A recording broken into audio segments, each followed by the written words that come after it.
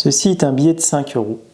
Pour éviter qu'il ne soit falsifié, il comporte un numéro de série unique, ainsi qu'un hologramme et un tas de dispositifs de sécurité qui devraient empêcher des faussaires de le reproduire.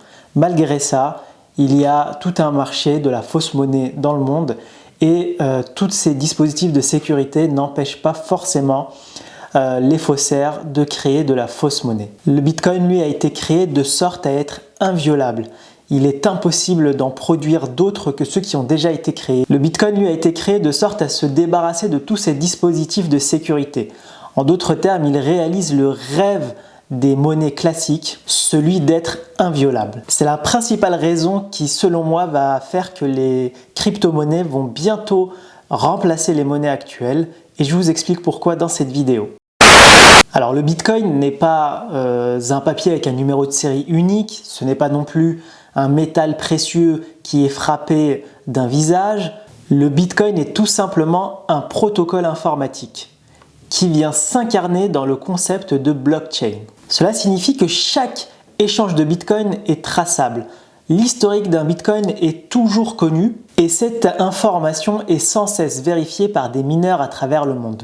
Ces mineurs mettent à jour cette blockchain régulièrement, de manière décentralisée. Ils ne sont pas collègues, ils travaillent chacun pour la monnaie et ces mineurs sont rémunérés pour leur travail en Bitcoin. Alors la multiplicité des mineurs permet d'avoir toujours un œil sur la blockchain et ainsi de s'assurer de son bon fonctionnement. La monnaie n'a de valeur que si elle constitue un lien social. L'individu, le citoyen, il doit avoir une confiance aveugle dans la monnaie qu'il utilise, sinon la monnaie ne fonctionne pas, sinon la monnaie est abandonnée, la monnaie n'est pas utilisée. Pendant des siècles, la monnaie a toujours été frappée et produite de manière centralisée. C'est d'ailleurs le visage de l'empereur lui-même ou du roi qui est inscrit en général frappé sur la monnaie pour lui donner une garantie, une valeur morale. C'est ce visage qui crée un lien entre la monnaie et le peuple et qui de facto lui donne toute sa valeur. Le Bitcoin, lui, vient prendre le sujet sous un tout nouvel angle.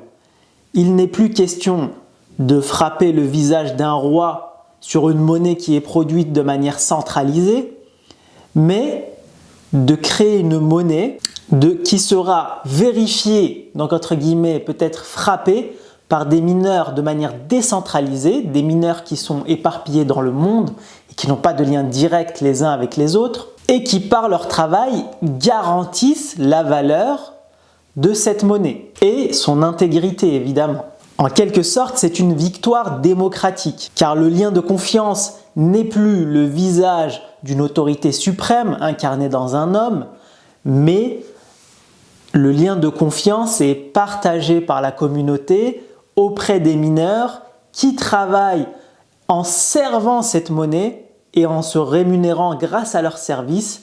Ils permettent de préserver l'intégrité entière de cette monnaie et donc des utilisateurs qui s'en servent. Ce qui rend le Bitcoin encore plus fort et impressionnant, c'est le fait que son fondateur s'est mis en retrait il y a plusieurs années et qu'il n'a plus aujourd'hui la possibilité de changer les règles du Bitcoin.